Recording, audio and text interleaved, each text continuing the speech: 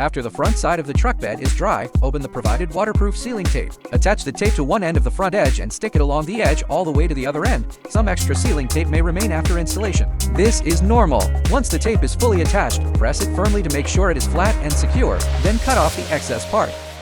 Put the cover on.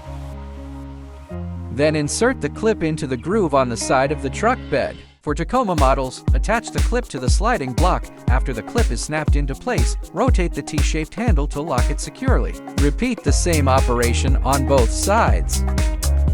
Gently push the rubber flap on the tonneau cover inward to make sure it sits properly.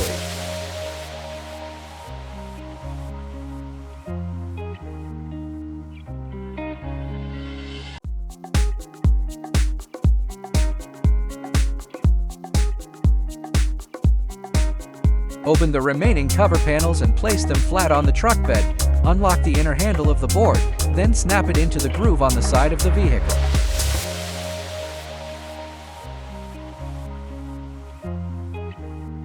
After installation, check that all clips, bolts, handles, and fixing points are properly locked and secured. Make sure the cover is flat, stable, and aligned with the truck bed. Before driving, confirm that the cover is fully closed and securely fastened.